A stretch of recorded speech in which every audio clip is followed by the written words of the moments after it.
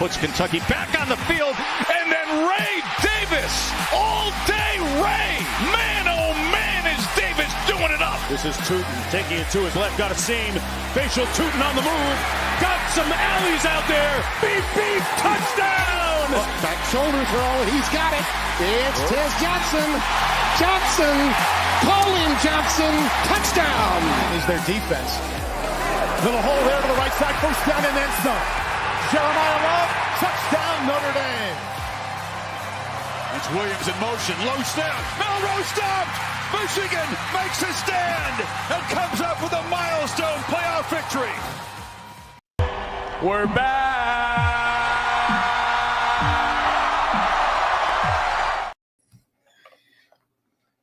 We're finally back after what? After 3 weeks. 2 weeks off. Josh's camera is still fucking up for him, but it's finally just the original four amigos.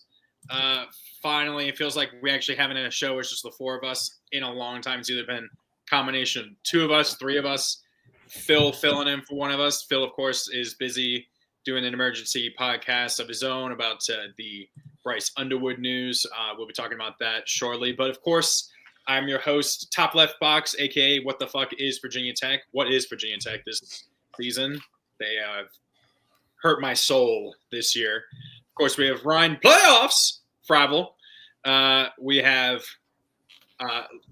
Lucas in what looks like a being still renovated garage or basement. Garage. Shop.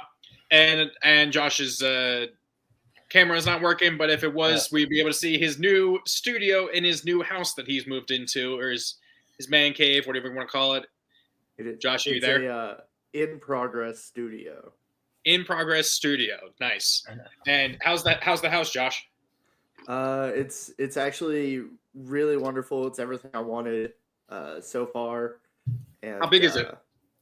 How big is it? It's it's 1,300 finished square feet. I have it's a bi-level. I've got a 2.5 car garage, and I've got 3 bedrooms, 2 bathrooms, a half bathroom downstairs. It's not finished, and then a whole nother I've got a theater room and a whole nother room that I can finish out. So really just a lot of space.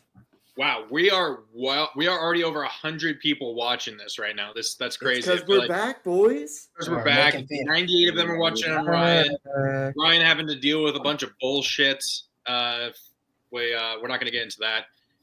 But it's good to be back, guys. We missed a lot that happened. There's a few things we could have talked about in previous weeks that we weren't able to talk about. So just going to get right back into it. I think the first thing we got to talk about is for you, Lucas, who's not paying attention. Oregon versus Wisconsin. I'm putting down my all my Pick'ems games. It's my fault. Oh, okay. Yeah. You're trying to do it before the NFL game starts? Or it's already started? No, all the Pick'em games for the show. I haven't Okay. So Oregon survives versus Wisconsin. I watched the game. It was a good, hard-fought game. Wisconsin looked for at times. They looked like they were controlling the line of scrimmage. Were running very well. Yep. Obviously, you guys are still undefeated. Is there, for you, Lucas, we'll start with you, obviously, are there any concerns to have coming out of that game going forward that you think might kind of be landmines for a potential title for you guys?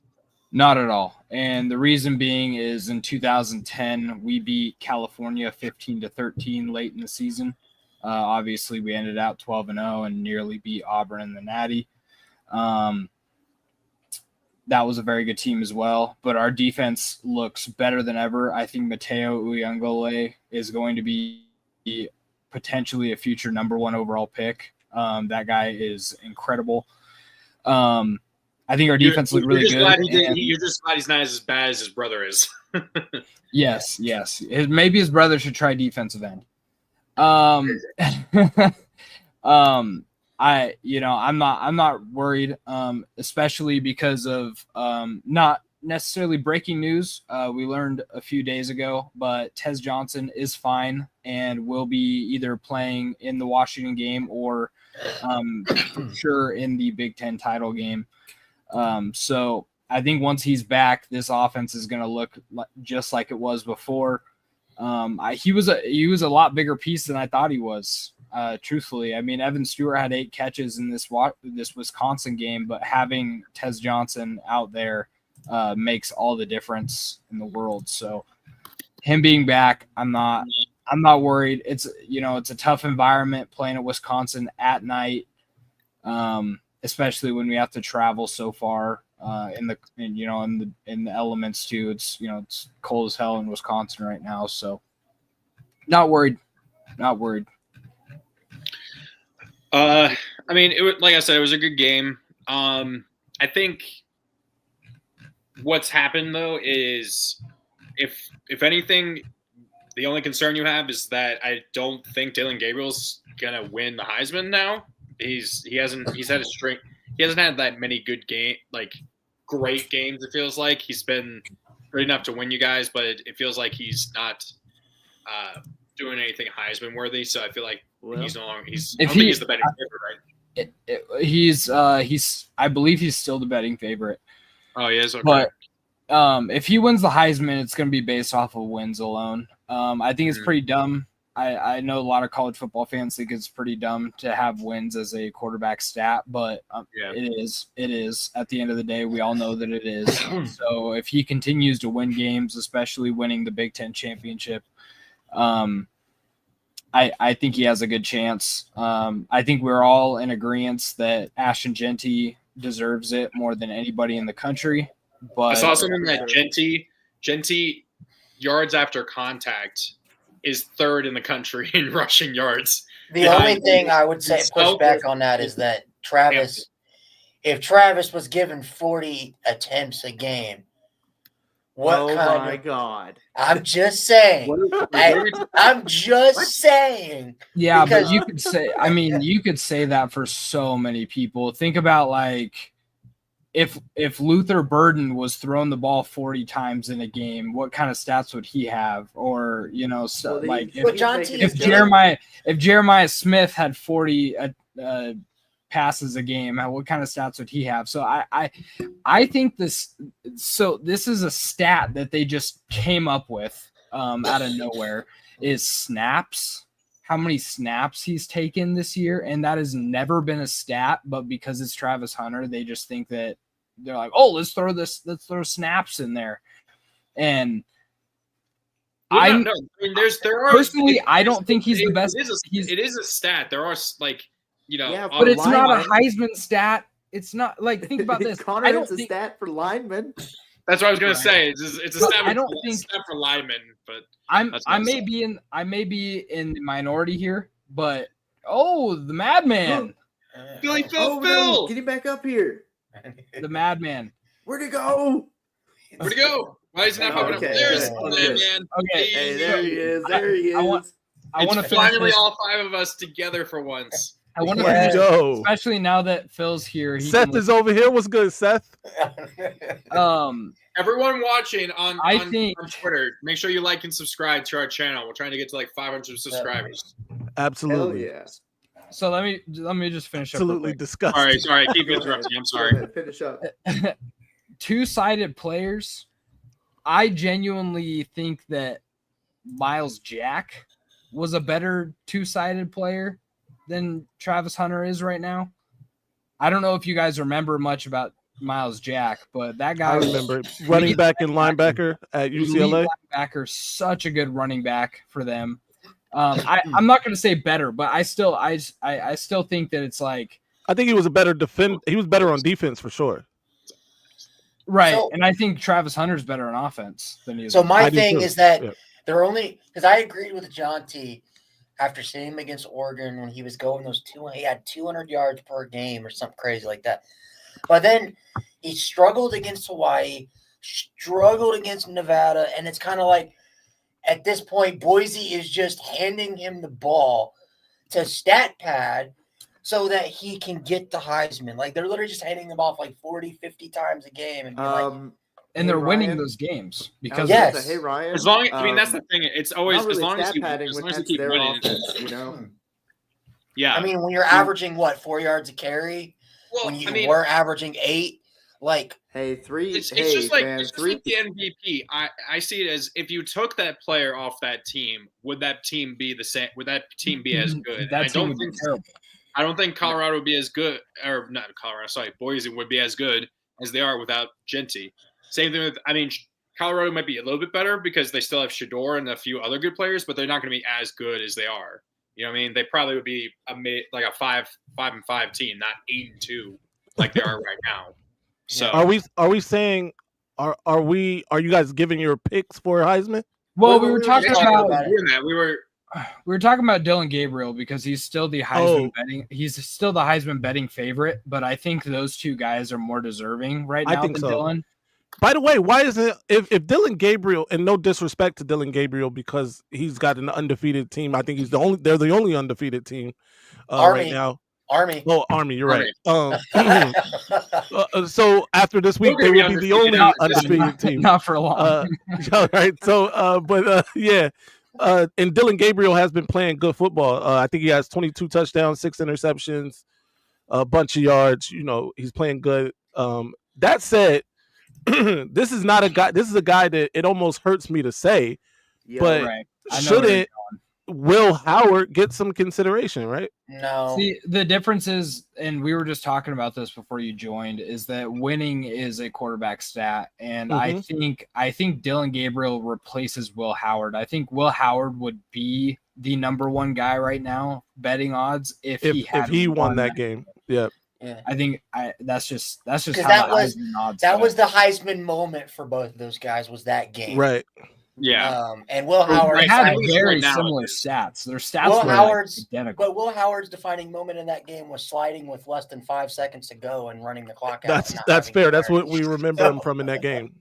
So that and the play that Oregon did by. But to quickly get back to the Oregon game really quick, I'm with Lucas. There's not as many concerns because we've seen Oregon do this twice already against Idaho and Boise State. I think that they were kind of coasting in this game. Idaho. But I think that Wisconsin – I think Oregon was coasting, but I think when the minute Wisconsin kind of hit them upside the head with a lunch pail, Oregon kind of responded. And I think to see them win a physical, mauling game like that, I think they earned a lot of respect because, let's be honest, that Wisconsin team is not good. They got drubbed at home by Iowa. I mean – they're so inconsistent. I believe USC ended up beating them by 21 plus. They're not a very good team. If that game was not on the road at night in a trap game for Oregon, I think Oregon beats them by 28 plus easy. So I'm not concerned about Oregon. I don't know how you guys feel, but. Well, I tell you what, this showed that the Ducks have some resolve. They can go into a fourth quarter at a deficit and still come out with a win. Honestly, in a very hostile location, at least at night. Hostile. You know what really did it? Jump around. That's what really jump around. That's what got me around. Yeah, hey. I don't know if you guys watch. I mean, I'm sure you guys don't, but Oregon does a cinematic of every single game called Ducks versus Them. Yep. And yeah, I saw that. In the most recent one, that was like the big thing. They were playing that during practices and all that. They were playing it during practices. They were playing it during everything. And Dan Lanning said, once this song comes on, that's when you know it's go time. And a lot of people were giving them backlash because they were down 6 or 7, jumping around, all hyped after being down 7 into the fourth quarter. But I think that was the spark that they needed to go out there and win the game. Yeah. But man, Wisconsin had it too. They just chose. If they had any sense of a passing game, they would have beat Oregon. They just could not pass the ball. That is they our might secondary's nice, man. I'm telling you, our secondary's nice. But I will say, Dan Lanning going for that fake field goal.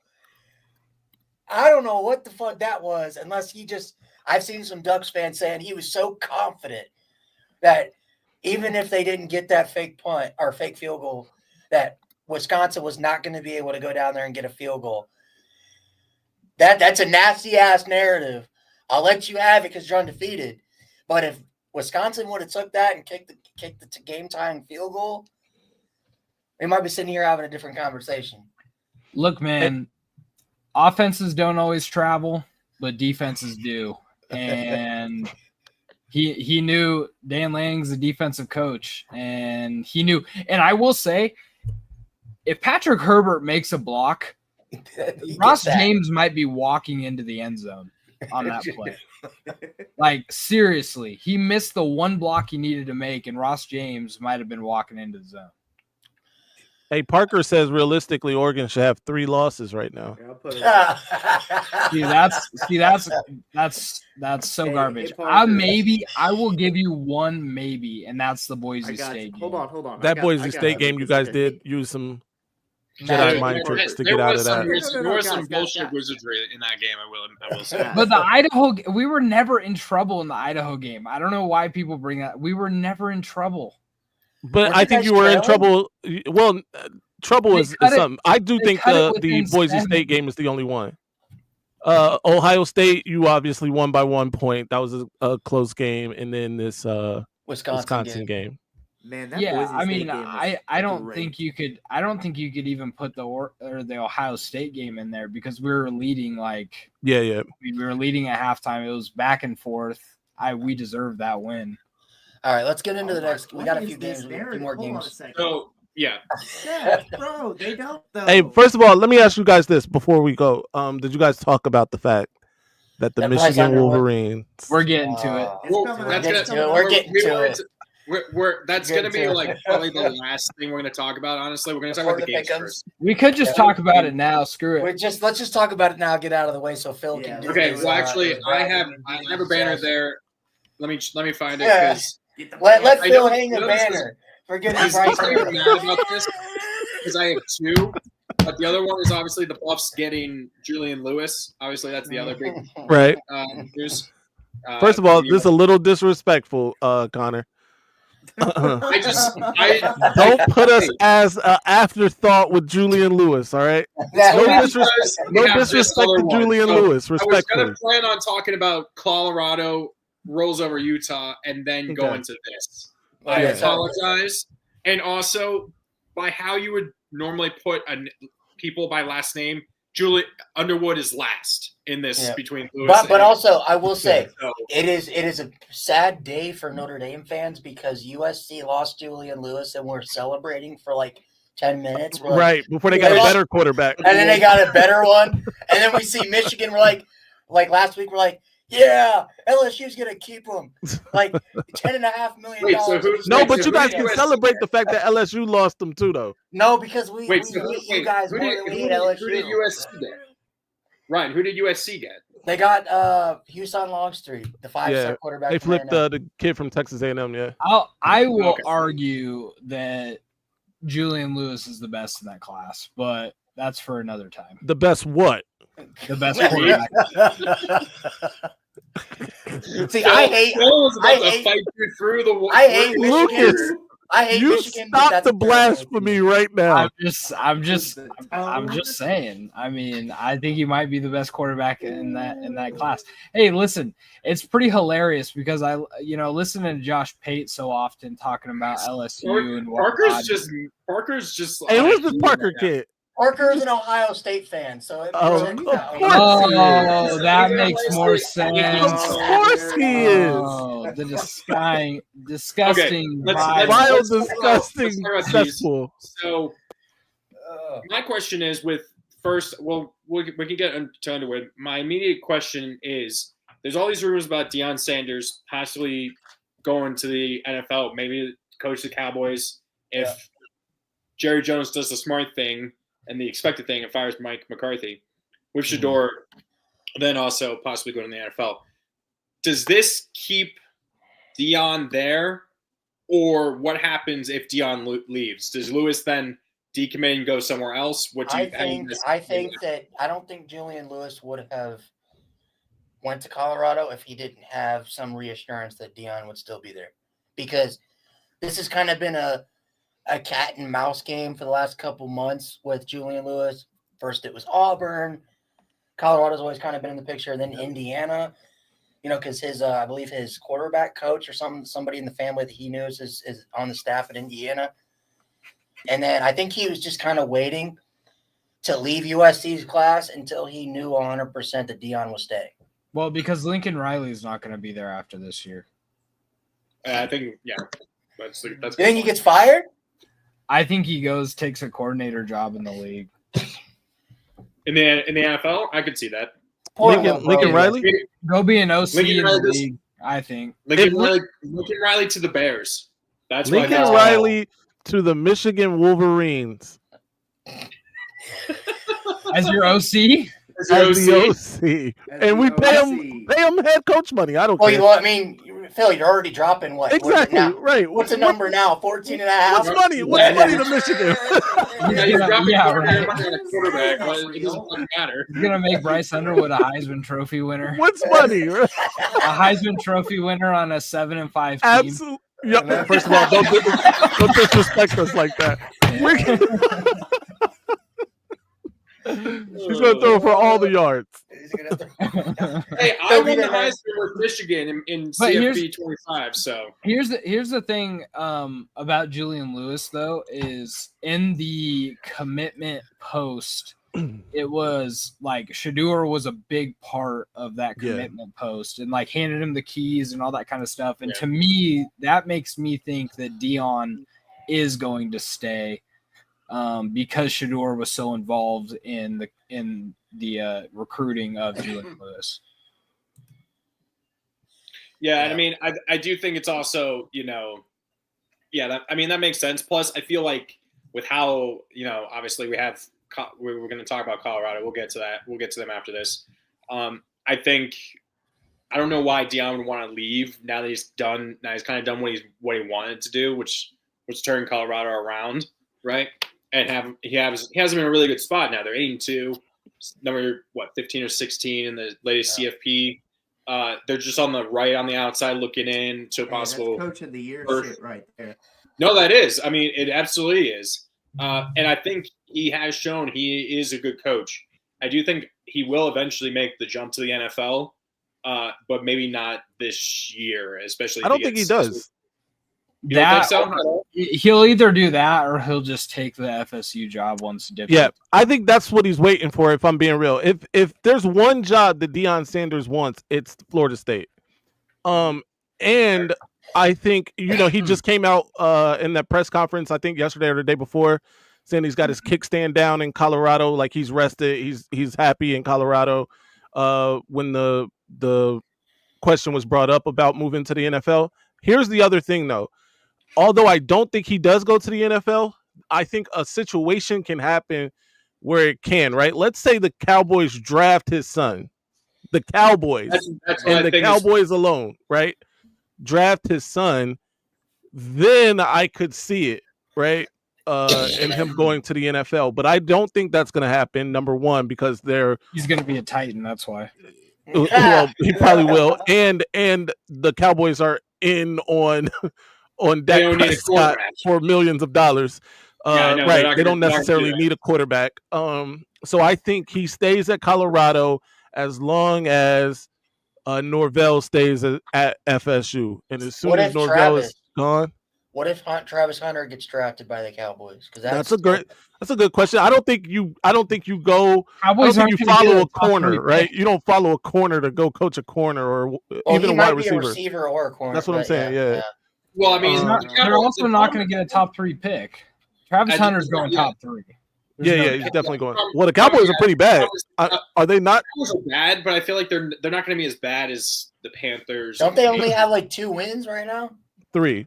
Cowboys. Okay. Here, I mean, let me look at Tankathon because. Oh boy. I mean, right now they look pretty pathetic. If I'm being honest, right now the Panthers are bad. The Reyes are bad. Right now, guys. Right now, Dallas would have the 9th pick, so they would have to. So it's Jacksonville, Tennessee. Jacksonville's horrible. Exactly, Jacksonville, but they have a quarterback. So Jacksonville has a quarterback. They'll take back. Travis. They'll either take somebody else or trade back someone who's more desperate. Tennessee probably needs a quarterback. Cleveland, they're kind of stuck. They can't do anything. I don't know what they're going to do with Watson. The Giants, I mean, the Giants, they've benched Daniel Jones. Probably going to cut him. They're in the Vegas is 5, so you guys need a quarterback. New England doesn't need a quarterback. Jets need a quarterback. Need a quarterback, but it's the fucking Jets. I've been seeing a lot of. I'm going to take it right now. I am so glad I was so right on the Jets. Everyone else was buying on them. I knew they were going to shit the bed. Everybody, if you actually knew ball, you knew the Jets were going to be bad. Yes. Carolina is 8. Dallas is 9. New Orleans is 10. So that's the top 10. So half of the teams there don't need a quarterback. So, including Dallas, right? So it's going to be interesting to see how it goes. It also feels like there's not a true number one. It doesn't. Shador's number one, without a doubt. The number one quarterback, maybe? Yes. Okay. The number one overall pick should be Travis Hunter. No, I'm saying quarterback wise, and then I think maybe Cam Ward. Cam Ward's number 2. So, I mean, Shador's probably going to go number 1. But so I want to go back to this. I want to go back to this Underwood thing. We'll go Underwood now. Talk to Phil about it a little bit. So, is Underwood going to be a day one starter when he gets on campus? I think so, and I think so because of the money. Do you have any other quarterbacks coming in this class? In this class, no. We had Carter Smith. Do you have any like redshirt freshman? Oh, you have that one redshirt. We have Jaden Davis. Yeah, he's probably gonna transfer. Bend. He can come to South Bend. You think he's gone? Back up. I think he's gonna transfer. Back up CJ Carr. Let's go. So who the hell? How are you going to fill out your quarterback room? The transfer portal. Just say, hey, come to Michigan to be the backup. Pretty much, and that's the thing. You almost have to sign up for that because you don't pay somebody what Michigan paid. This is real. This is the best comment Parker has made. Tavian Sinclair versus Underwood for the next 3-4 years, although I don't think either one of them is staying 4 years. But that's gonna feed families in the Michigan-Ohio State rivalry.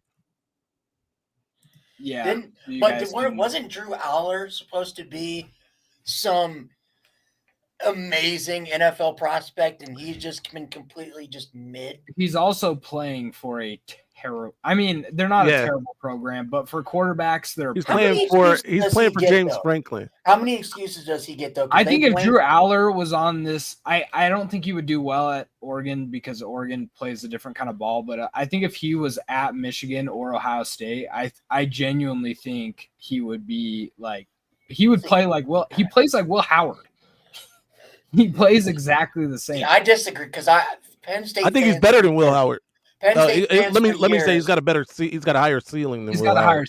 Penn State fans for years blamed, it's just Trace McSorley's fault. Oh, it's Sean Clifford's fault. And everybody, it's always the quarterback's fault. It's never, Trace McSorley was by far and away a better quarterback than Drew Aller has ever been at Penn State. And that's true, but he also, I also think he had better teams. All he had was Jahan Dotson and Saquon. That's it. Yeah, but they had a really good defense. Obviously, they had like Micah Parsons and shit. But Parker, you know that Dylan Gabriel was very close to being a Buckeye as well. In the offseason? Yes, he was very that close. That would have been pretty crazy, actually. But Mariota actually recruited him to come to Oregon, and obviously the Hawaiian roots at Oregon, he ended up coming here. So, getting back to Underwood really quick, because Phil, what this is going to do is when you have a big momentum shift like this in recruiting, you already seen multiple. Derek Meadows seems like he's going to Michigan, which drives me up the wall because he was supposed to go to Notre Dame. Everyone was like, "Oh, well, Underwood, Michigan's a long shot, so he's going to go to Notre Dame." Yeah. Now that's out the window. NOB, they should have listened when I told him. And NOB looks like he's going to Michigan. That's a fact. He can't do this, which I wish I could go back in the catalog of Ryan saying, Owusu Boateng Yep. is not going to Michigan. He's coming to Notre Dame 100% every single time. He said it every single time. And then Notre Dame wasn't willing to pay, man. Like, they're not willing Michigan's to pay, bro. got deep pockets, bro. They've been, bro. I'm being dead ass. Harbaugh's out here putting. I'm not joking. That's Harbaugh money that they don't have to pay him. I have the my Harbaugh sources money. within the Notre Dame athletics department. They have told me that Michigan has been within the last few weeks pumping NIL money out. Yeah. Owusu Boateng was at Michigan for his OV, had a fantastic time. Goes to Notre Dame, had some talks with the staff. He was like the only guy on the OVs with Meadows and a bunch of other guys that were huge targets that was not having a good time. Yeah, I mean it's South Bend too. I mean, who has a good time there? But that's facts. Oh man, that's facts. His big bro did. I mean, we've His seen big brother we've did. seen for ourselves. There's not many places that you feel safe in. Hey, you know what? His big brother did fine for himself at Notre Dame. All right. Hold on, what did No we say? disrespect. Anybody who commits to Notre Dame and is like, yeah, I just love South Bend. They were lying. They're totally lying. They're lying. We can't. Nobody loves South Bend. We can't. Notre Dame can. We just don't. We're I think Notre Dame is one of the few schools who can. Yeah, Notre Dame, Ohio State, obviously. Surprisingly, Kentucky. Kentucky has been taking our lunch money over the last couple recruiting classes. So this actually feels really good Bryce to Underwood get to somebody Kentucky? like Bryce. No. No. He wants to go somewhere where he can win. Brian, you'll get a kick out of this. So I've been listening to Josh Pate a lot, obviously every Sunday. Shout out Josh Pate, but he has every time he talks about LSU, he's like the bright spot is Bryce Underwood. That's the bright spot. Don't worry about it, guys. You got Bryce Underwood, at least for now, and this, and that. And I cannot wait for Sunday to come along so I can hear. Oh no, dude! He might even do an emergency show. Dude, I'm not gonna lie. I'm not gonna lie. This was one of the few times since Brian Kelly has left Notre Dame that I've rooted for him and LSU to do something right for a change. At this point, Brian Kelly at LSU they're just useless. I mean, you can't count on them to do a damn thing. Parker makes a comment here about wide receivers. Didn't you guys just get a wide receiver? They got two top 100 ones. Yeah, two. Like I thought I saw like a 4-star wide receiver. Yeah. We got a top 100. Oh, two now. You're right, because Jacob Washington just shot up the rankings. And Olash is also top 50. Absolutely, and Derek Meadows is coming to Michigan. So, Parker, you just get ready for what's about to happen to you. In Columbus. Okay, let's move on. Let's move on. Yeah. We are 34 minutes in. We have 276 people watching. Thank you so much, everybody. Shout out to all everybody. Subscribe. Make sure you hit the like button. Subscribe to Week Zero Productions. Subscribe to Maze Madman, please, on YouTube. We're trying to grow the channel. And for the people that are on Twitter, you can also comment on the stream on Twitter. I know there's a lot of people. So we're going to see that so we can listen to your comments and stuff if you want to comment. So let's go. I put this in. Will the real Georgia please stand up?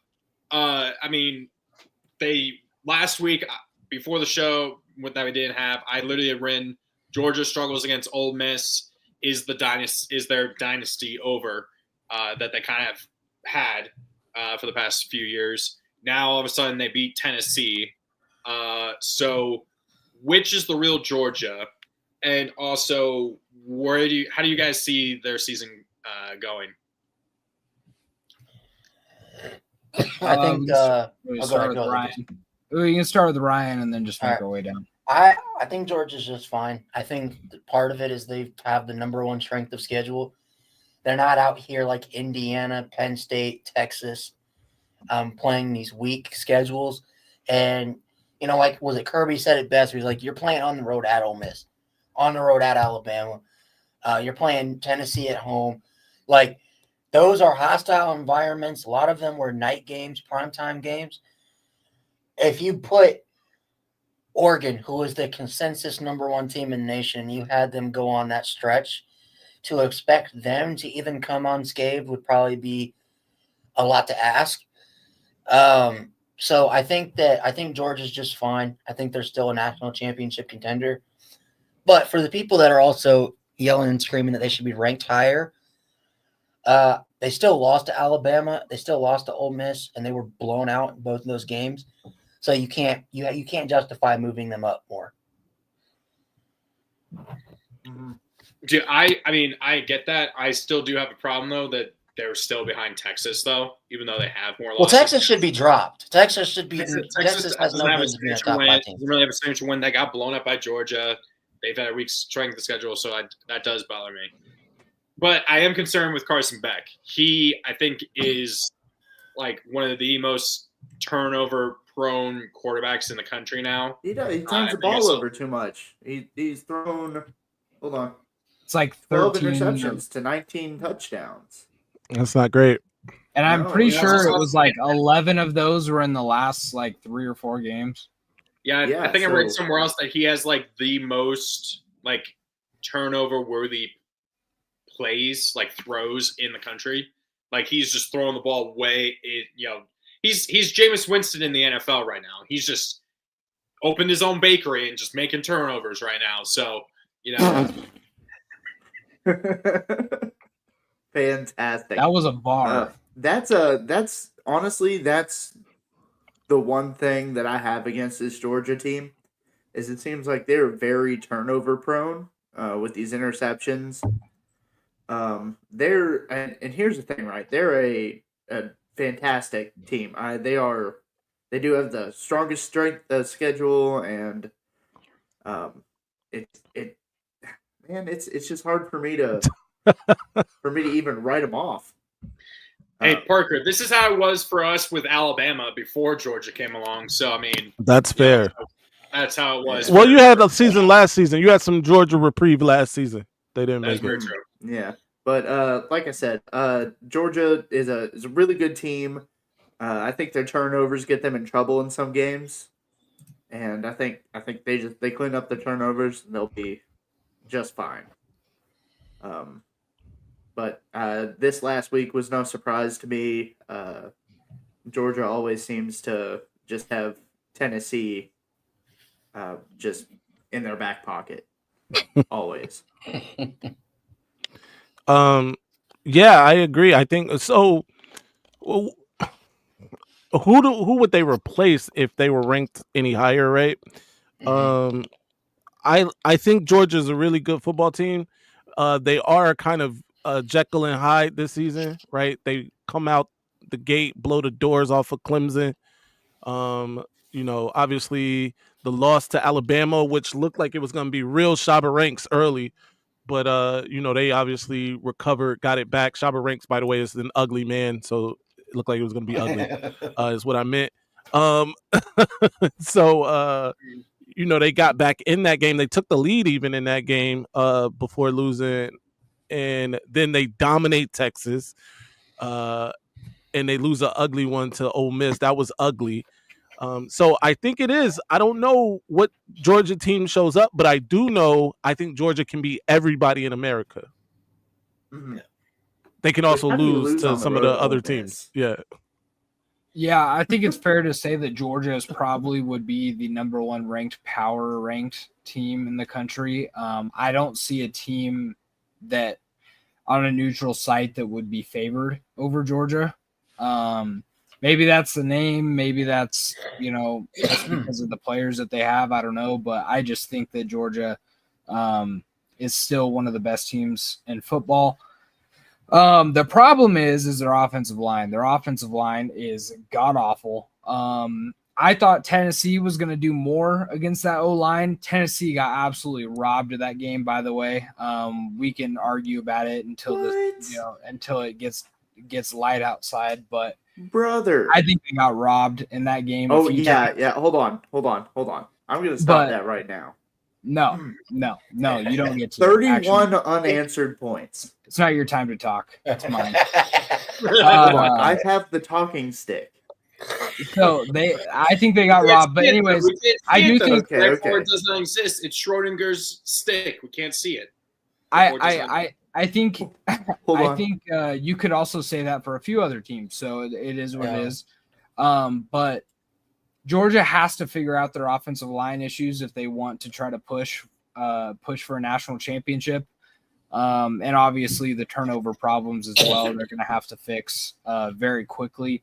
But that defense is still Georgia defense. At the end of the day, I mean, Ole Miss won that game, but they kicked 5 or 6 field goals or something like that in that game. So it was like they just had the ball in Georgia territory and just kicked a bunch of field goals and won that game. Yeah. So it's not like your defense is having problems. Sorry. Hey, Connor, you can't see the talking stick, but you can hear it. He just whips himself in the face with a stick. You got a little talking stick. Oh, that's not what that was. It's all right. It's all right. We all have issues. All right, Phil, any thoughts on Georgia? He already made his thoughts. Yeah. All right, let's go. I think we can move on. Let's do BYU. Yeah, so BYU loses on one of the weirdest punts and just kind of plays ever, just like – and then Kansas against not a very good Kansas team either. Hey, they're the best 4-6 team in the nation. Chill out. I mean, probably true, but I feel like this is right on par for BYU. That is very true. That probably is. CFP chances fully dead now. No, because they win the Big 12. They're still alive. That's simple as it gets for BYU. How weird! Oh my God, BYU, Colorado, Big 12. I do think. I'm actually going to interject here. I do think that their CFP chances are over because they were riding so hot on that winning streak that once you lose, I think it's going to be like a Pitt situation where you start losing games. Like Navy was undefeated for so long and they're coming off 2 losses. I just think once you get that first loss, it just, for teams like this, it starts to spiral. Yeah, I think they could lose this week to Arizona State. I agree. Oh, yeah. But go ahead. I'm sorry. I was just gonna say, win the Big 12, you're in. But if I even think they can make the Big 12 title game if they lose. Adios, they're done. Yeah. So. Okay. I mean, go ahead, Phil. No, I was. I don't even know if it was my turn. I think it's Josh's. Oh, go ahead, Josh. Oh, wow. All I You're had the to say talking was stick this was now. on par for BYU. That's it. I mean, they beat a bunch of teams they're not supposed to. They get on a hot streak, and then they lose to an under 500 Kansas or someone similar. And we're back on the BYU sucks train. Well, they were kind of on the same. They were on the same tightrope as Miami. Like they were just living on the edge, kind of just getting by the last few weeks. Yeah, but Ryan, how many times do we have to do this before we stop, ranking them in the top 15? And, what, did they get as high as top 10? They got, I think it was 6 or 5. BYU was 9. He was 8 or 9. Yeah. No, this week, they were 6. They were at They were Notre Dame last week. So they were 6. They should never been. No, they do this every couple of years, and they always have 3 or 4 disappointing losses at the end of the year. You remember the 2020 season, Josh, where they were undefeated, and they're like, "We'll play anybody, anywhere, any day." Coastal Carolina's like, "Hey, we'll play you." And Coastal Carolina beat them, and they lost in Conway. Yeah, that was that. Coastal Carolina's. I'm your Huckleberry. All right, let's okay. Here's the other. Colorado. They just beat the shit out of a dead Utah team. Yeah, I mean they did, but Colorado is now 8-2, probably the Big 12 favorite. Hold on. Was Cam Rising injured? We don't deserve to know. That's right. We don't deserve to know. We don't deserve to know. Actually, So Josh, I don't know if you know this because you've been gone for the last couple of weeks. Cam Rising, I believe, got accepted for his 8th year of eligibility. Christ. Yeah, but he also said that he was probably not going to take that. I was about to say, everyone else is showing up to practice after class. Cam Rising's, Be right back. After practice is going home to his mortgage and his wife and his kids. We did. No, he's it's his fault. He got a call. Oh, okay. He'll be back. Did we? I don't even remember what our last show was about. Did we already talk? We already talked about the Pavia stuff. Yeah, we did not actually. No, we did not. Denied. We We missed got denied. Diego Pavia. Yeah, so Pavia was denied an extra year of eligibility, and he's actually going to sue the NCAA for all community college school players to get extra eligibility in like Division I, Division II. Yeah, it wasn't he trying to get a restraining order against the NCAA and then was denied that. He was denied the restraining order. I know that. Yes. Yeah. Yeah. But all right, let's get into this, the rankings reaction. It's not final, but it's fun to kind of talk about. I got it pulled up right here. We don't care as much about the top 25 now that we're this late in the season. We'll talk about a little bit, about South Carolina and how that whole situation could play out. But this is your matchups right now. I'll give my thoughts on it. But what are your guys' overall thoughts on the top 12 and how the seeding looks right now? It's really annoying seeing that Miami is. It's interesting. It's annoying to see them ranked, to see them as the 3 seed technically, but it's also interesting to see which conferences they're putting as like the top 4. You know what I mean? Yeah. It's really interesting. So BYU would be the Big 12, and they're the 12 seed. So they're given so it looks like the Big 12, they're not given nearly as much respect as the rest of the conferences. Even the ACC is, at least with Miami, they're still giving a lot more respect to. So it's just based on how high you're ranked. So Boise State's ranked higher than BYU right now, so that's why Boise State has that number 4 seed over BYU.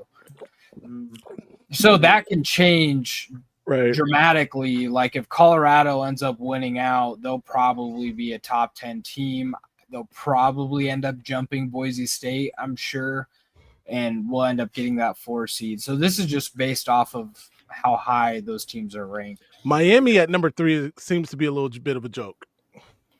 It is. Yeah, but the reason why they're number 3 is because 1, they're ranked higher than SMU, and 2, they're projected to be the ACC winner over SMU.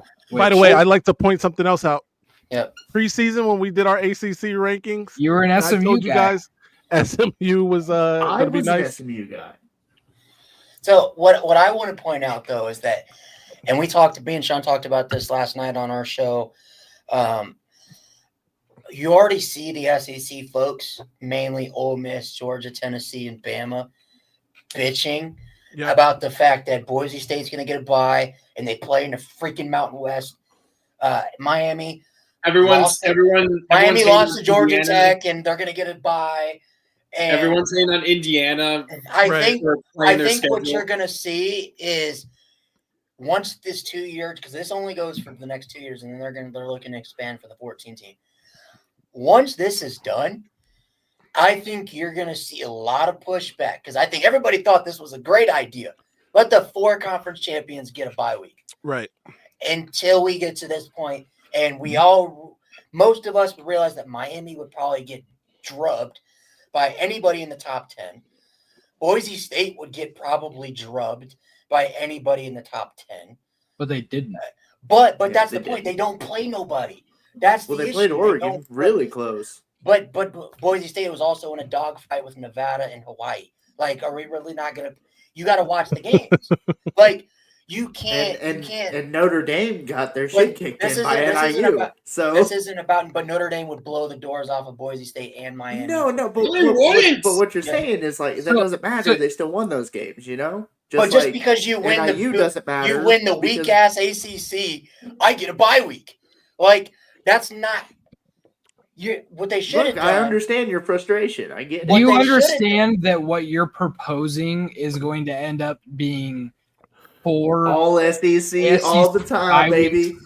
We're going to see at least 4, maybe even 3 SEC but we're only going to see we're only going to see one Big 12 and one ACC team regardless with this model. So does it really change much? Right. So you give them the automatic bid so they can actually have an opportunity. Like look at BYU. They wouldn't even be in the top 12, but because they're projected to win the Big 12, they're at number 12. But why can't you do the simple way to fix this is you get rid of the highest ranked 4 conference champions get a bye week, and you go, we rank the highest, the best 12, the 12 best teams, not the 12 most deserving, the 12 best teams from 1 to 12.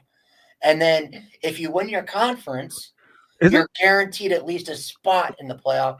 But it's like what the NCAA tournament does, where just because you win your conference, you don't get a bye week. Yes. The problem with the 12 best team thing is crazy, right? Like, because it should have always been the 12 or the most deserving teams, not the best teams necessarily. I'm gonna be honest with you, because if the best teams are losing, then they don't deserve to be in the spots, right? But Miami deserves to because they lost to Georgia Tech. No, I'm not saying. Listen, Miami is going to have their day, right? If Miami beats SMU in an ACC championship game, I'd say Miami deserves to be in one of those spots. That said, and granted, I'm also a person that thinks Miami genuinely lost to Virginia Tech, and was gifted a win. I also think in the Boise State thing, we don't even need to worry about because they won't be there no matter what they do. They can win out. It's not going to matter because the winner of that BYU, we think, in Colorado game is going to get that spot. The only difference that could make is if, like, say Colorado lost to Kansas this week and BYU loses to Arizona State. My point is that though that it's not just if it was one team complaining about this, it would be different. You're going to have the SEC, who's already complaining about it, bitching. If this is what about having to play a SEC championship game, but then what you're telling them is that you play in a harder conference, and it's basically like I think it was Lane Kiffin talked about it. We're better off not playing for the conference championship and just getting knocked out. That's actually how it's going to look, though. But the point is, the SEC runs college football. The Big Ten runs college football. They will make the decisions going forward. But the head of the college football playoff also said they are going to be very lenient on conference championship losers. So, in other words, they're not going to punish you as much for losing in your conference championship. So, like Alabama could go to the conference title, end up 10-3, and still get to the CFP. But then what does that do? Does that knock out another 2-loss SEC team? I think yes, 100%, and it should. So here's what I think the real gripe is. It's not just that extra loss. It's that extra game that you have to play where other teams don't have to play that extra game. Which is, that's true. Yeah. So, you get a couple teams who get, an extra week of because there's theoretically, I remember seeing something where it could be the conference loser still makes it, right?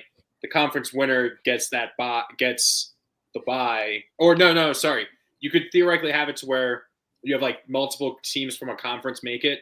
Obviously, the conference winner might get a bye. The conference loser then has to play an extra game, possibly on the road and not a home game or something. I just think that it's better if you say, hey, if you're in the ACC, you win your conference, you're guaranteed a spot. We're not giving you a bye week. If you win the Mountain West or you're the best G5 team, you get a spot. But we're not giving you a bye week. The bye weeks should be for the teams that earned it. And I'm talking about teams that actually played good competition, have key wins, and their best win is not against a 6-4 Louisville team that just got beat by Stanford. So if you're by what you're saying right now, Georgia would have a bye week for sure. Yes. Yeah. Oregon would have a bye week. Alabama would have a bye week. Probably Oregon and Ohio State. Ohio State. Yes. So you'd have two. That's crazy. 2 SEC teams and 2 Big Ten teams to get a bye week. Yes. Great fucking job. And That's you let exactly everybody else. You let everybody else throw in the sport. You make Why are we giving why don't why isn't the onus on these teams to win their games? Because they play for competition, Phil. No, it shouldn't matter whether. But if you are the best team, be the best team and win them all. It's not. It's also not fair if a team is in a bad conference. You have to play your schedule, right? It doesn't matter if Miami went undefeated. Miami shouldn't be penalized for playing in what's seen as the third or fourth weakest. Okay, but they should be penalized for the bullcrap non-conference schedule they have. You should be. Yeah, but you could say that about. Bro, didn't Alabama just play Mercer? Alabama and Tennessee, right? Okay, but my point is that Georgia played Clemson and beat the absolute snot out of them. Where's Clemson right now? They're ahead of Miami in the standings right now in the ACC. Like, that's what we're talking about. Like, Miami, their best non-conference win is against a 5-5 Florida team that was completely dead in the water at the beginning of this season. Like, but the best way to debunk what you're saying, though, is Clemson over their national championship reign. They were in a terrible ACC. I'm sorry, but the ACC was not good, and it never really has been that good. And they stomped everybody in the ACC, and then they stomped everybody in the playoffs. So Clemson also looked dominant in that run. Miami has been. That completely debunks what you're saying. No, it doesn't, because Clemson was doing what they were supposed to bad teams. But they were in a bad conference. Oh boy. That's the difference, though. That's my point. Like, if you are a good team, let's move on. I'm just saying, like, if you are a good team and you're in a bad conference, you should be blowing teams out every single week. I really want to hear other people's thoughts on this. I wish people were commenting so we get their thoughts, because I feel like no one's at all. How about I give my thoughts on this just really quick? Go ahead, Josh. Okay. If you are in a tougher conference and you play tougher competition, your losses should mean less. All right, your losses should hold less weight because you're playing tougher competition. However, the inverse is not always true. So if you're playing in a weaker conference but you're winning all your games, that's not always like.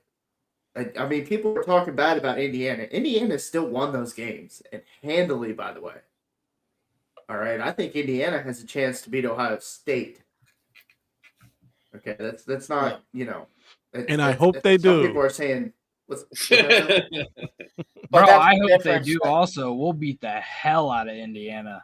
But that's the difference between Miami, Indiana, and SMU. Indiana is blowing teams out they should. Meanwhile, Miami and SMU and BYU are just kind of like skating through, barely getting these wins. Like, at what point do we just ask the committee, watch the damn games? The eye test. You got to. I mean, they do. I think the other issue is the fact that the committee is made up of people directly involved with some of these schools. The athletic director. That's the problem. We should have never allowed that to begin with. It shouldn't be anybody who is either currently or has been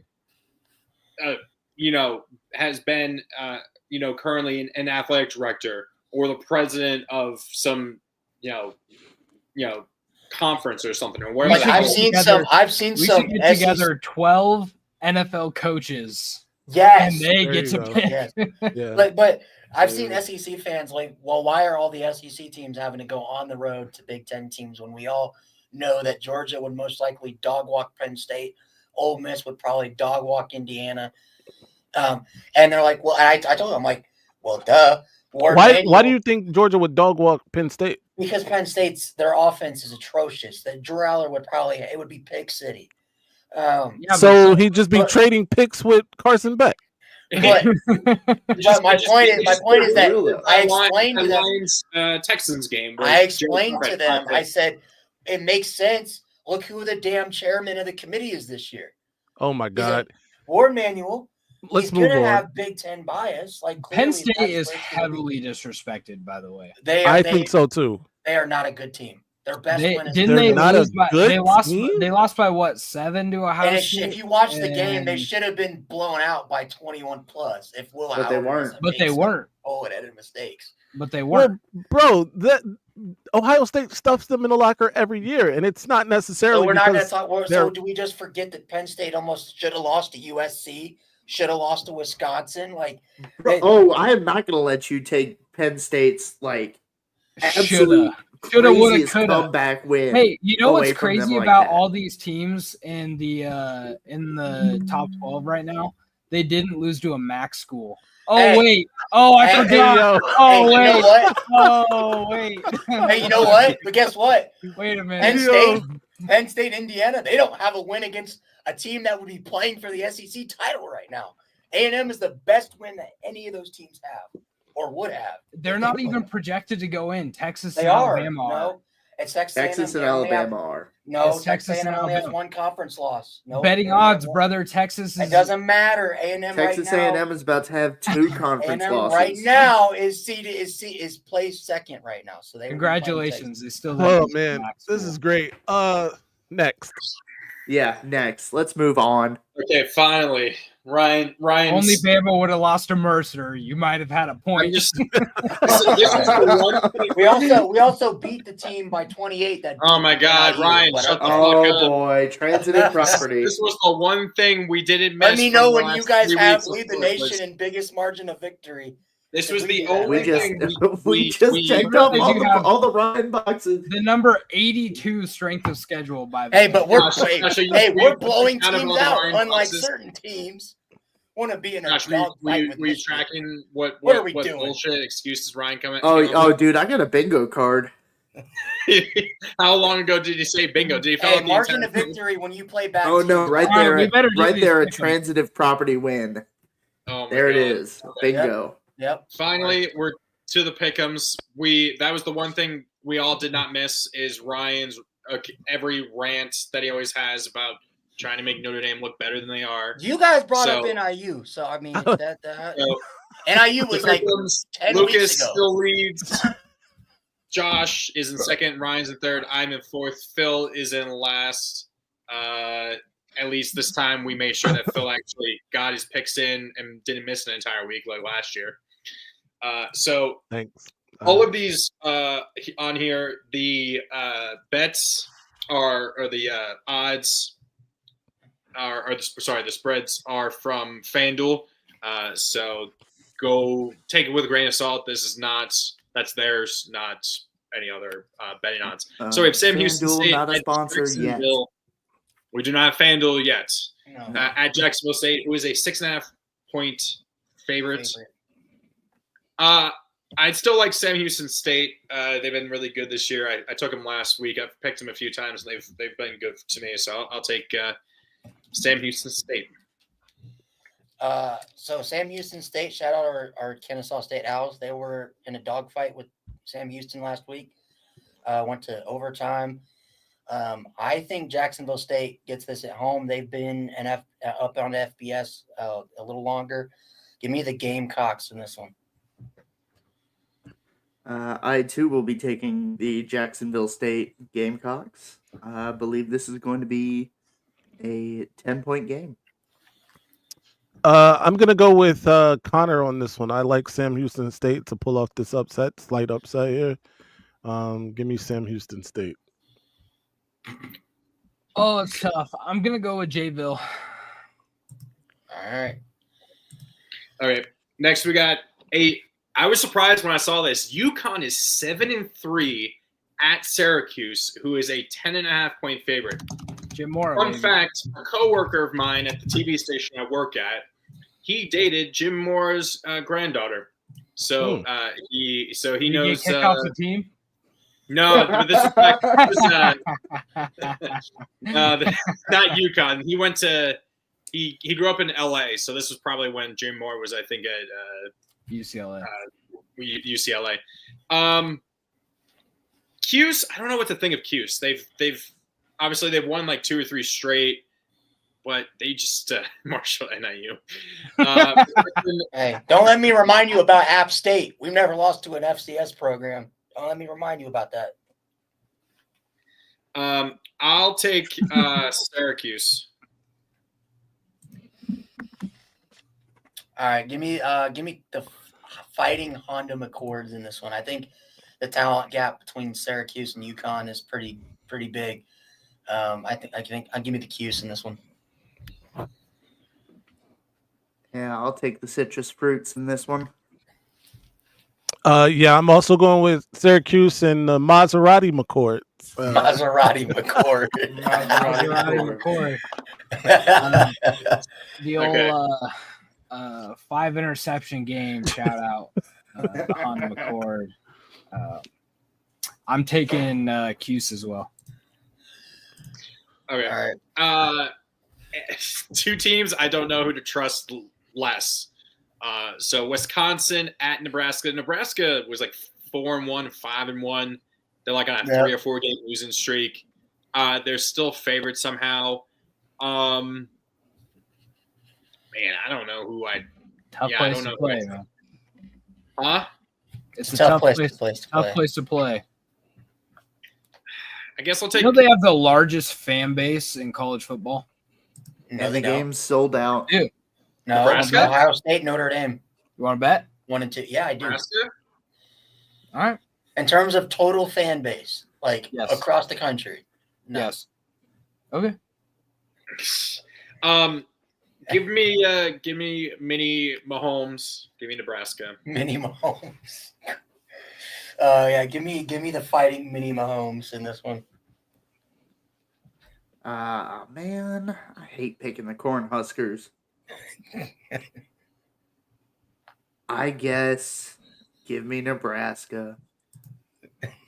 I'm actually going the other way. I'm going to pick Wisconsin to pull off this slight upset as well. I think they, are able to hold Nebraska, who's been struggling really a little bit. So give me Wisconsin. Wisconsin, they emptied the tank last week. I don't see them beating Nebraska in this game, the largest fan base in college football. Okay. We got here, Ryan, I'll take care of it. All right, okay. We got Schittsburg at Louisville. Louisville's a -8.5 or an 8.5 point favorite. And I think what Lucas said earlier is definitely true with Pittsburgh. Ever since they had that first loss, I think they've lost 3 straight now. 3 in a row, yep. Yeah, 3 in a row. Like he said, it's definitely like caused them to spiral. And they just haven't looked as competitive. And definitely they were kind of riding that high, and it's kind of bit them in the ass. Obviously, I think Louisville's coming off. Who did they beat? I can't remember. They lost on the last second field goal to Stanford. Yeah, Oh, right. I forgot about that. Ooh. A ball also coming off of blowing out Clemson in Death Valley. That is true as well. I forgot about that. Yeah, which the just duality of birds. Which made the loss to Stanford even funnier. So Stanford, I'll take.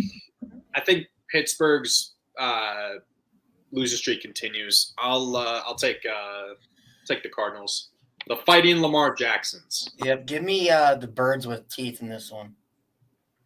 I guess I'll take the University of give me the Fighting Jeff Brahms. Fighting Jeff Brahms. All right, Phil. Yeah, I'm going with Louisville in this one. All right. I'm also going to take Louisville. All right. Vanderbilt at LSU. LSU is a 7.5 point favorite at home. Connor. Sorry. I wish I could pick Vandy, but unfortunately their magic seems to have run out. They used it all on beating Alabama and keeping it close against Texas. But I also don't know if I trust LSU because LSU just got blown the fuck out by Bama. And there's a lot of stuff going on in the locker room. I mean, Kyra Lacey literally bitched Brian Kelly on the sideline. Yeah, so during this game. I'm gonna keep it with the Commodores anchored down. Give me Vanderbilt in this one. I think LSU right now is sliding the wrong way. They have like no momentum. They lost their quarterback to Michigan. They just got blown out by a mid-Florida team. Bayou Bryant turning purple again. Give me Vandy in this one. See, I was almost going to pick Vanderbilt. But then I saw what time they were playing this game. Oh, it's a night game. Night game It's in Death Valley. 7:45 p.m. Oh, jeez. Tiger Stadium in Baton Rouge. It's just something special about Baton Rouge at night. Let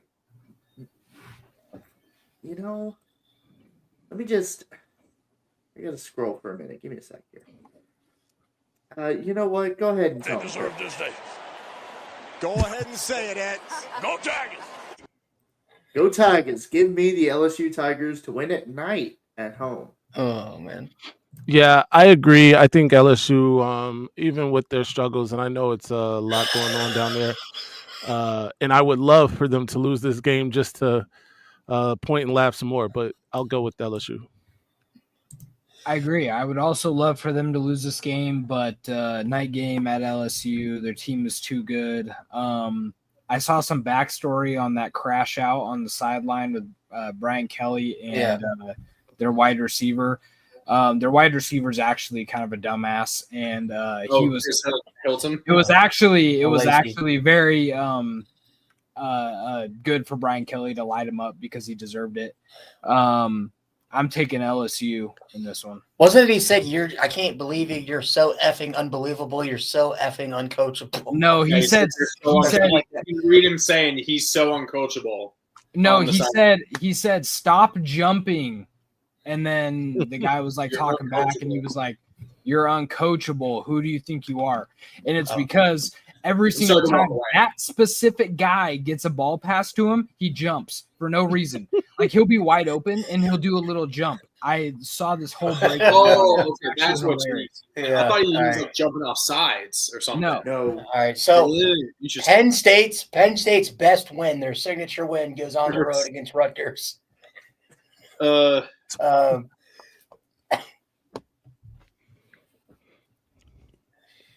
me Rutgers. This is gonna be. I predict this is gonna be like a 14-10.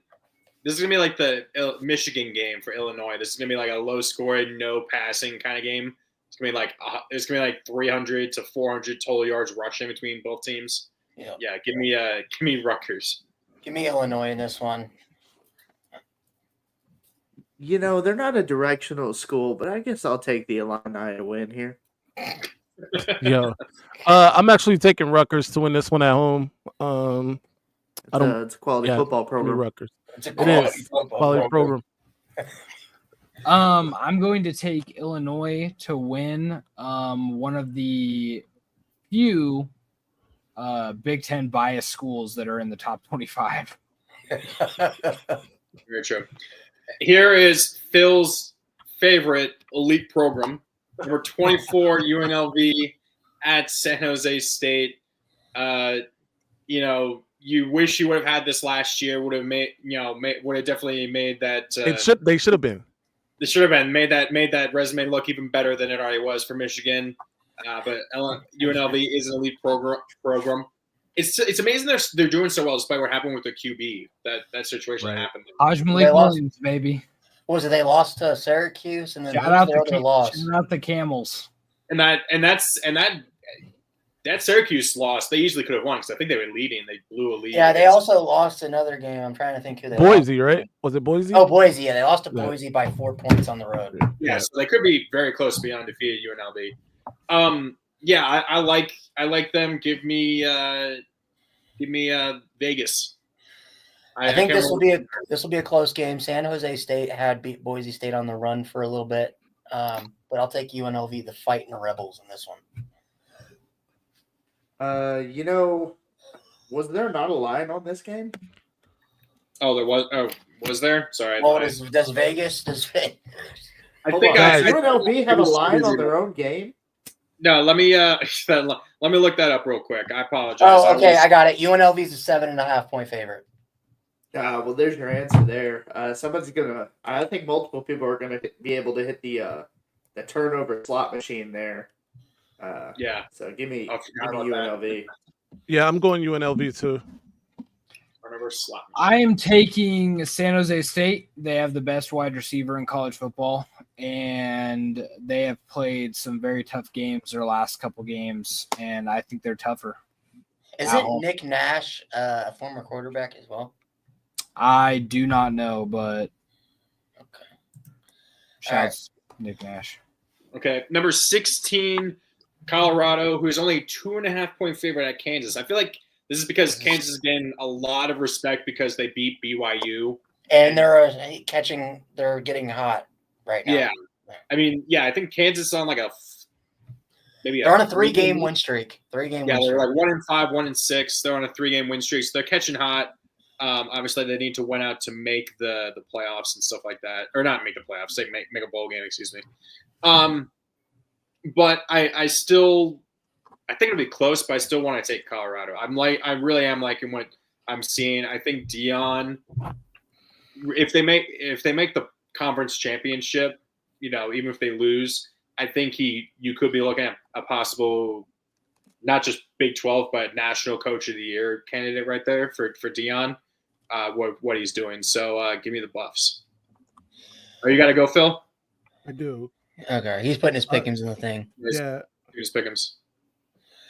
I want to take Kansas in this one because Jalen Daniels, we've been on this podcast, we've been hyping up Jalen Daniels for the last 4 years. Him and Devin Neal are starting to get it cooked. I think it's a close game, but I think Colorado wins because I don't think they make the same mistakes that BYU does. Mm-hmm. I just, the combination of Shador Sanders, Travis Hunter, that's just going to be way too much for Kansas. Hey, go on and give me the Buffs. Phil took Colorado. I'm also going to take Colorado in this one. All right. Yeah, so Phil took Colorado. So we got Ryan's best hope at hoping that Notre Dame continues. All right, guys. Till next week. All right, I'm sorry. Phil. I got to run. Later, Phil. Man. It's just the four of us again, the original four. It's great. It's great to be back. So we got the Aggies at Auburn, only a 2.5-point favorite. Did Auburn win or something this past week? No, it's a trap game, but I will say, I'm sure, Josh, you saw the clip. Mike Elko was asked going into this game because, they got the big game against Texas, which the winner gets in the place for the SEC championship. Mm-hmm. And he was asked, he's like, how do you keep your team, focused on Auburn this week with a huge game with the magnitude of Texas at home in a couple weeks? And he's like, all I know is we're just focused. He said, all I know is we're just focused on Texas A&M this week. So, and he misspoke. He misspoke. Or no, not Texas A&M. We're focused on Texas this week. So he misspoke, and he's like, I meant we're focused on Auburn. So he started to say Texas or Texas A&M. Yeah. So shows this is absolutely a trap game, and that they probably will lose, and that'll just be kind of hilarious. It's just if Auburn was any better, I would probably take them. I don't think this is a night game either at Jordan Hare. So let me check here. Let me check. I don't think it is. Oh, it is. Oh, it's a night game. 7:30. Yeah, dude, this is gonna be a severe trap game. Oh, dude. I'll just go right now. I'm saying Auburn. Oh, of course you are. You're taking Auburn? I'm taking Auburn. Auburn. Oh boy. Oh, you know what? I think they have one of the better receivers in the SEC. They also have one of the worst. They have a very good running back. They have a very good running back as well. If they can get some stuff brewing, I think A&M is going to be in trouble. I think A&M just has a better body of work. I think they got better players right now. Man, I'm taking the Aggies, but I'm not happy about it. Connor, I'll take the Aggies as well, but I'll take the Aggies. Yeah, me and A&M fans are in this. I've been riding in the same bus since week one. We're rooting for each other, so yeah. Give me A&M in this one. The Texas fighting Aggies. So BYU, number 14, BYU at number 21, Arizona State. Arizona State's coming off a win over Kansas State, I believe. Winner clinches the Big 12 title appearance. And Arizona's a 3.5-point favorite. I do think this is going to be a letdown game for BYU coming off what happened. I think they're going to lose. Isn't this also a night game in Tempe? Yep. Give me Tempe. You know firsthand a night game in Tempe is scary. Dude, it's hard to play at night in Tempe, Arizona, man. Yeah, so give me Arizona State. Give me the fighting Jaden Daniels. So we're gonna shout out fighting Zane Gonzalez's. We're gonna shout out the guys that did a podcast before us that were the reason we started this show, and the Harris Highlights boys. All right, we're taking the fighting Blake Harris's to take down the fighting Zach Wilson's. The fighting MILF Hunters. Yeah, man. I gotta go Arizona State. Josh Pate's gonna be at this game. Just got a vibe to him. They're gonna be helping him out with all kinds of stuff. Arizona State's gonna be hosting them. Arizona State's gonna win this game, and in the words of Josh Pate, they have no business being this good.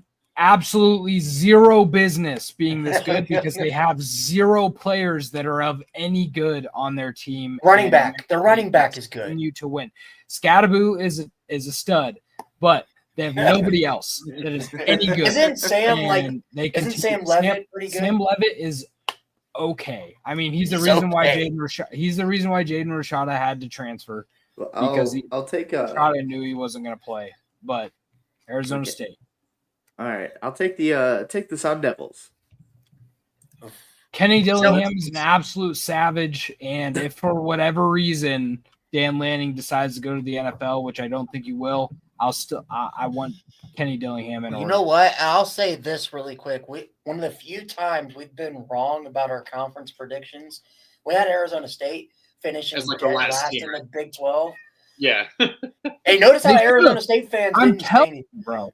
They have no business. They have no good players other than Scattaboo. Okay, number 13, SMU is a 9.5-point favorite at Virginia. SMU is following the Notre Dame path of coming into the ACC and immediately competing for a title, except they're going to be there for a while. This is going to be hilarious because I'm obviously picking SMU. That's Virginia at Virginia Tech next week, which I'm going to be at that game. Will be for a bowl game. For a bowl game. The bowl will be 5 and 6, competing for a bowl game. It is going to be a 8 o'clock kickoff game, so it's probably going to be the ACC Network night game. That game, so that'll be fun. ACC Network night game on Tubi.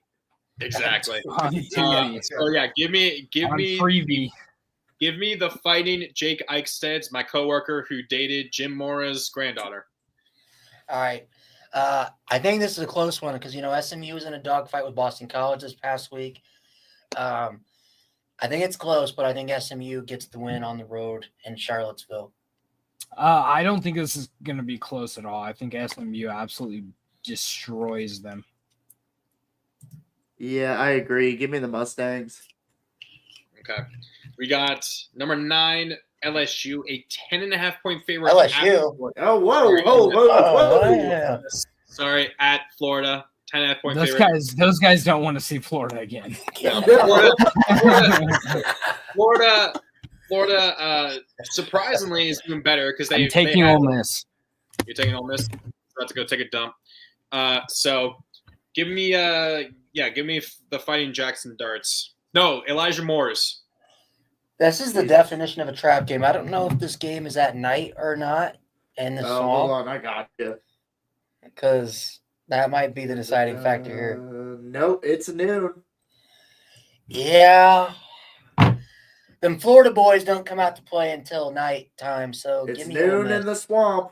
Yeah, give me Ole Miss or Old Piss, as some people like to call them. Yeah, but they don't call them Old Make. I'll tell you that. No, you know what? I'll take the Ole Miss Rebels.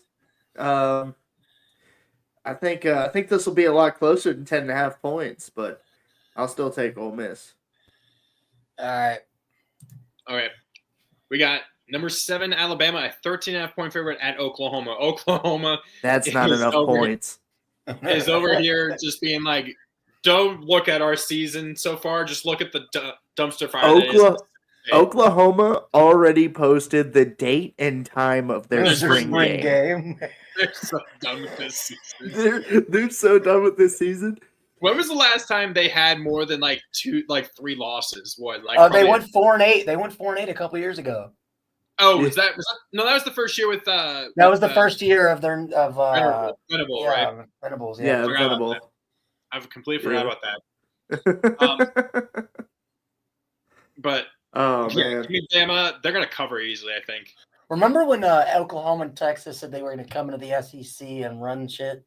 It was more Oklahoma than Texas. Oklahoma Oklahoma fans were like, SEC, I hope you're ready for your new daddy. Oh, boy. Meanwhile, SEC Shorts has been having so much fun with SEC Roll Call has been having so much fun with Oklahoma, just being like, just don't look at our season. Stop. All right, Lucas, who you taking? Alabama? I'm going to take the Tide in this one. Yeah, I think the Tide's going to roll in this one. I think this is going to be a 20-point beatdown. I think it would be great if Alabama lost this one, though. It would be great. It would be great. It'd be really weird, but yeah. Number 4, Penn State, an 11.5-point favorite at Minnesota. I think It's a tough place to play. Yeah. Same as Nebraska. I think Alabama would disagree with you. That's true. I'll take Penn State. They're not going to cover, though. I think it'll be like a 3 to 7 point win. It'll be a close win. So I've been saying this for weeks. Penn State is the most fraudulent top 10 team, our top 5 team we have ever seen in the history of college football. I'm taking PJ Fleck. I'm taking PJ Fleck and the Golden Otters at home to upset the fake line. The Otters. Gopher and an otter are very different. But nope, I'm calling them Otters because they row the boat. Yeah. Not. Okay, Josh, let's hear your Minnesota voice. Let's hear it. Wait, Oh, no, boy. it's my turn first. I can't believe my Golden Gophers got to go up against these Nittany Lions. What the hell is a Nittany Lion anyways? Is it like a bear? I love that. I never seen one of these Nittany Lions anywhere. So I tell you, I've never seen one of these. Okay, you sounded Irish there, like you were a leprechaun or something. I never seen one of them Nittany Lions before. Didn't it roll into Irish? Yeah, you it said did. Irish. Oh no! I sure have never seen one of them Nittany Lions. I've never seen one of them. One of them there Nittany Lions. Don't you know? I'm gonna take Penn State in this one. I think they actually blow them out. I do think it's a tough place to play, but I was also kind of trying to trap one of you guys. You were baiting me into taking it. You're trying to bait us. I do think Penn State. I heavily disagree with Ryan because Notre Dame has been in the top 5 before. So I'm gonna take. I'm definitely taking Penn State. I think they are very even at number 4. I think they're very underrated in the national eyes. They would get spanked by a lot of teams. Yeah, the 3 teams ahead of them. Okay. So going to give me Penn State. They're going to down the Golden Gophers. So, yeah. Damn, how can you I'm a Drew Aller believer, by the way. How can you have a Minnesota accent and not go out on the rip and take Minnesota? Josh's team, Kentucky, at number 3, Texas, who is a 20.5-point favorite. Are we just going to be one step closer to Kentucky firing Mark Stoops? Yes, we are. I think Kansas not Kansas. Why do I keep getting these teams mixed up? Jesus, Texas, man. You okay? Blows out Kentucky. I think they cover. See, okay, Texas is another fraud team that is in the top 5 for no other reason than the patch on their jersey. They haven't played anybody. Their best wins against Vandy by 3, and the first time they ever played anybody with a pulse, they got drubbed by Georgia. Kentucky beat Ole Miss out on the road. I wish I had faith in your Wildcats, Josh. Sadly, I think Texas escapes this one with a close win. I agree. I think it's going to be a close win for Texas. This is the furthest Kentucky has traveled in their history of their program over to Austin, Texas, West, which is absolutely ridiculous because Austin is West Texas. So they haven't traveled for shit in their program history, which is incredible to me. They need to go nowhere. Given the fact that we have Mississippi. Given the fact that we have California and Stanford playing teams like Miami, I am going to take Texas in this one, but I do think it's going to be close. They're definitely not going to cover this. I could see like a 20-15, 20-17. Texas's offense is broken. Yeah. And this just in, DeCorian Moore has completely shut down his recruitment, and he is staying with the Ducks. Hell yeah. So you call him Duck Corian Moore. DK, baby. Him and Jonte Cook are going to go crazy next year. Hey, I heard that you guys were shipping off Jerrion Dickey. You can send him our way. Okay. Okay. That guy plays football on crutches. All right. Virginia Tech. No, go ahead. Go ahead, Josh. Jesus Christ. I know you guys are writing them off, but geez. It wouldn't surprise me if at, some point during the day tomorrow or on Saturday, you turn on the TV and, Kentucky's up and it's the third quarter. It wouldn't surprise me. I don't see Kentucky winning this game. I could see them being a lot more competitive than people think. I think 20.5 points is insulting. Very. Just you guys because haven't lost by that much since the week since the South Carolina game, right? That's the most you've Yeah. lost by. Yeah, that was the most points we've lost by was that South Carolina game. So I just, actually, hold on. Florida beat us by this much, but. Now, what happens, really quick, what happens if Kentucky beats Texas? If Kentucky beats Texas, then Texas and Texas A&M will tie on their way to the SEC championship game. They're just going to throw Georgia in there. Record. They're just going to throw Georgia in there just because.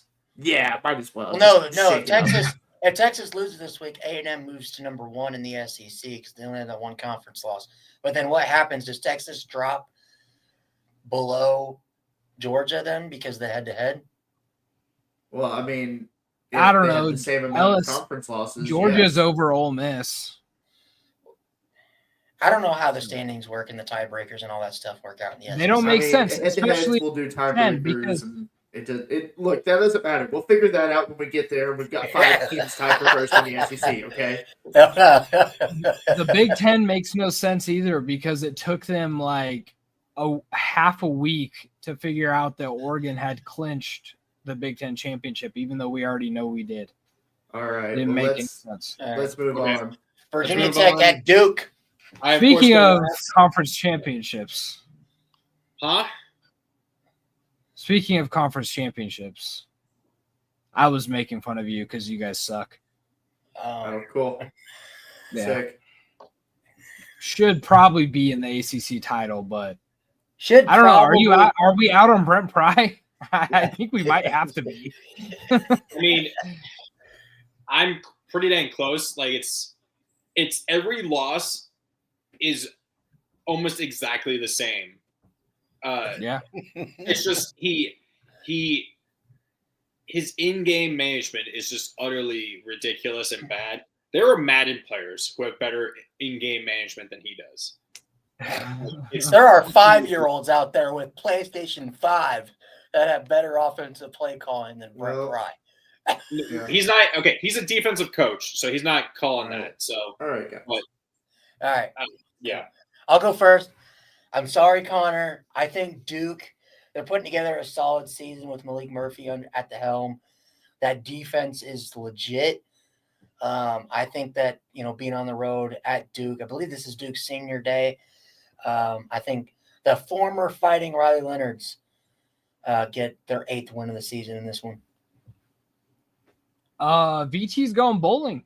I think VT goes bowling for whatever reason. They play to every opponent that they play. So they're going to play good against a good team and terrible against terrible teams. They're like the Steelers. They just play up and down to their competition. Yep. The disrespect. Yeah, so I see VT going in. I see VT going in and winning this game and going bowling. Josh? Oh, give me Virginia Tech. So the belief is that Drones, Tootin, Schlee, and a few other players might not be playing in this game. So we Why might didn't be you tell me that before I made my pick? Fuck you. If you want to switch now, yeah, let me see if I can find the tweets. Let me see what I can find. It would make sense. If this is confirmed, I'm definitely switching. But why does FanDuel still have you favored if that's the case? I don't fucking know. I just don't know. It might not be confirmed. Kobe Crawford. Where is it? He had something about this. Malachi Thomas, one of our running backs, he's out. So this was back up. This was yesterday. So Drones was not practicing at all. Basil Toon is practicing. Our backup running back is not playing. Steven Gosnell is in a limited no contact jersey, so he might not play. We're missing probably our best linebacker and one of our best safeties. So if you want to switch to Duke, that's fine because I'm taking Duke. It's going to be Virginia versus Virginia at Virginia Tech. For a bowl game. For the Commonwealth Cup is going to be for a bowl game next week. I'm writing it out. I don't care. All right. All right. Josh, you switching your pick? No, I'm still taking VT. I'll be with Lucas. All right. So I am taking Duke. All right. Northwestern at Michigan. Northwestern gave Ohio State a scare for about a quarter and a half. But they go on the road against Michigan fighting for bowl eligibility. Michigan. Northwestern's defense is the strength of that team, and I don't trust Michigan's offense for anything. I'll take Michigan, but it'll be a really, really ugly game. Michigan's offense has looked a lot better over the past couple of weeks, especially now that they've actually kept with the same quarterback for more than a week. I'm going to take Michigan in this 10.5. I'm going to take this. I'm going to take the 10.5. I'm going to take the 10.5. I think they win by that much. All right.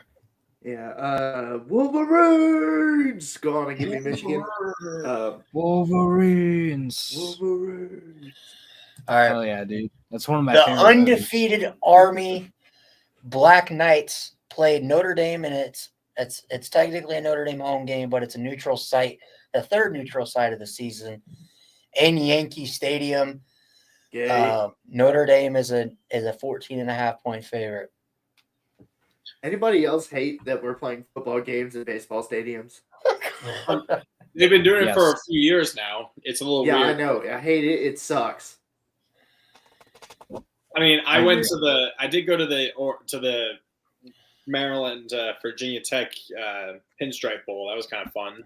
I've heard the turf. I've heard that whatever they use when they host football games in Yankee Stadium is terrible.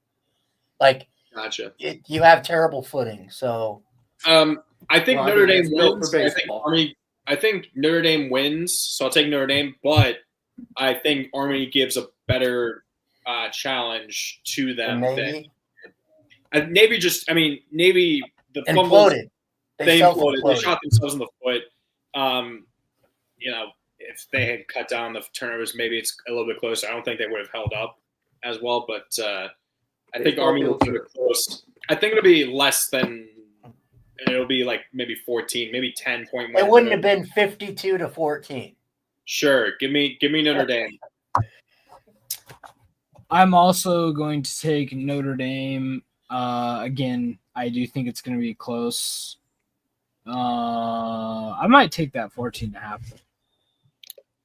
Yeah, go on and give me the Fighting Irish. They're gonna hand Army their first loss of the season. So I agree with Connor on this one. I think Army gives us a better fight. They're better on the defensive side of the ball than Navy is. I think Navy was like 98th in total defense, while Army is top 3. I think they're able to kind of slow down Notre Dame's running game. But I still think it's the same story with Navy. Is Notre Dame's just going to sell out on the run, and they just don't have the size needed in the trenches to go 4 quarters with Notre Dame. So I think Notre Dame wins, but I don't think they cover the 14.5. Okay. Our game of the week, number 5, Indiana at number 2, Ohio State. Before I make this pick, we probably should have talked about this. We'll talk about it now.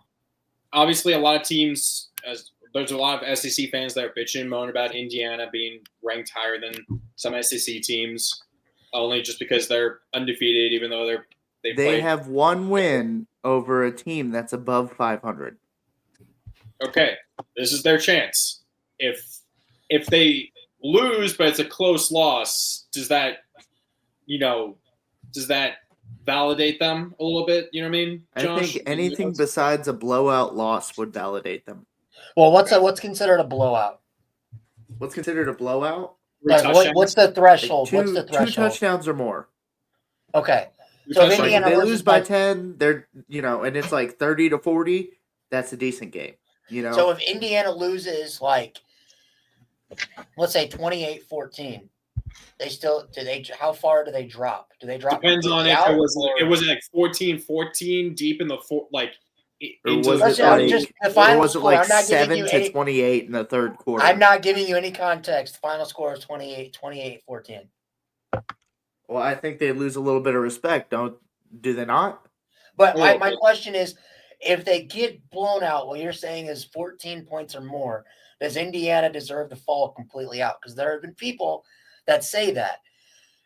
Like of the top 10, yes. Of the top 12, they're saying they should not be in the playoff. No, not out of the top 12, but out of the top 10, yes. Okay. If they lose a close game, how far do they fall? I could see them dropping about maybe 3 spots. Yeah, 3 or 4 maybe. I think they're not going to drop out of the top 10. They don't get the Penn State They treatment. don't drop out of the top 10 if they only lose by. They will, but you don't think they should get the same treatment as Penn State, whose best thing on the resume is a close loss to Ohio State? Like, well, I mean, Penn State also has a better resume than Indiana, but not by much. But they still do. It's not. Here's the thing: Indiana has not had to play any of the top teams in. Indiana and Penn State, you could both say that. Penn State, Indiana avoided Oregon, Penn State, Indiana avoided Oregon. So that's my thing. I was just saying that, like, no, let's just move on. I'm taking Ohio State. If you switch to Ohio State, I think it'll be close though. I hope it's close. Who are you taking? Did you take Connor? Oh, okay. I took Ohio State, but I hope it's close. I don't see, because I don't trust Ohio State either. Being in the horseshoe, I'll take Ohio State. But I wish Indiana could get the same treatment as some teams with certain logos. Okay. Well, I mean, they should be treated a little bit better than Texas, I guess. But let's go on and take. You know what? I'm taking Indiana. Oh, there you go. Yeah, who's your daddy? Trying to get the free point. Oh. If they pull the upset. Okay, our team of the year is Kennesaw State. First year they're in the FCS. Their head coaching job has apparently been posted on what, Indeed? Indeed, yes. Yes. So all you couch managers or couch coaches thinking quarterbacks. Thinking that you're hot shit for taking Kennesaw State to 12 consecutive national championships and TFB 25. Send those resumes in and see what happens. So yeah. Lucas, I'm pretty sure you couldn't do any worse than 1-11. So yeah. Hey, we all know how to recruit. We've all played college football 25. Exactly. I can go. It's all about how many points we have. That's all that matters. Anyways, all right. Give me FIU. Kennesaw State's been battling ever since they beat Liberty. They lost back-to-back overtime games. I want to take the Owls in this one, but I think FIU gets it done in another overtime thriller. I'm taking FIU. Yeah, I'm also taking Florida International. 8.5 is not enough. All the points. Okay. And then our $1 ticket game for those who are watching, all 368 of you, thank you very much for watching. This is the worst game of the week for us. This came about because of the infamous UConn at Vandy game from a few years ago where you could buy tickets for $1. Charleston Southern 1-10 at Florida State 1-9, who is a 33.5 point favorite. You can't even actually pick you can only pick the points right now. You can't even pick anything else on FanDuel because it's such a massive spread. If Florida State, even if they win by less than this point spread, it's hilarious. If they lose this, it's an all-time hilarious moment. Someone's going to win this game, unfortunately. They'll win this, unfortunately, Florida State? I said someone's got to win this game, unfortunately. Yes, very much. Yeah, agreed. Unfortunately, the only losers are the people who have to watch this shit show of a game. Go Seminoles. Go the Fighting Deion Sanders, I guess. Well, I believe that this game's probably on ESPN Plus. I would hope. It better only be available on ESPN. It only should be available on ESPN the Ocho. ESPN 8, the Ocho. But I was asking some of my Florida State buddies if Florida State somehow loses this game, does Mike Norvell get fired? And they're like, no. The school invested too much. Their school has invested too much. They've already told him that he's coming back next year. So, yeah, I was like, so you guys could lose to Charleston Southern and still have the same coach. That's wild. Give me Florida State in this one. At least I hope that they get their second win. Yeah, it's got to be Florida State. Josh, yeah, I'm going to go on and take Florida State, but Charleston Southern has the opportunity to do the funniest thing. Oh, what's up, Nick? How you doing? Who would have ever thought back in the offseason, Florida State would be sitting here 1-9? We've ever had. Bro, that's why I was laughing. I was laughing because people thought that team should have been in the playoffs. Well, Lucas, they were just being carried by Jordan Travis. That's all. Man. You know what? We should have given Jordan Travis the Heisman. Shit, you might as well. I'll just chip it his way. I also just find it hilarious that retroactively give him the Heisman. I just find it hilarious that the Jets then did what the Packers did and drafted a quarterback named Jordan just to piss Aaron Rodgers off. I'm sure that's exactly what happened there. Yes. So thank you to all 368 of you. I know a lot of you on Twitter. 305 of you watching via Ryan's Twitter. Please subscribe to Week Zero Productions on YouTube. We're at 475 subscribers. I just put that in there. Just put in Week Zero Productions. We're trying to get to. We originally were trying to hope to get to 1,000 by the end of this year. We have not been very consistent in doing our shows or doing anything else. So hopefully we can get there. But anything else you guys would like to say real quick before we go? Let's do it. Go Ducks. Cool. Hey, if Notre Dame plays Oregon in some semblance of the playoff, the Week Zero podcast boys are going. So it's guaranteed. If Oregon gets a bye week, it's based off of historical prevalence for what bowl game they go to, which would mean Oregon would be playing in the Rose Bowl in Pasadena. So okay. Yeah, if it happens, mark that shit on your calendars. Me and Lucas already said the boys are going. So sweet. Just gotta hope I have PTO. I still have any PTO left. But for Josh, who never showed his face the entire time, but I'm back, baby. For Lucas, for Ryan, playoffs. Fravel, I am Connor / What the fuck is Virginia Tech. This is Week So Podcast.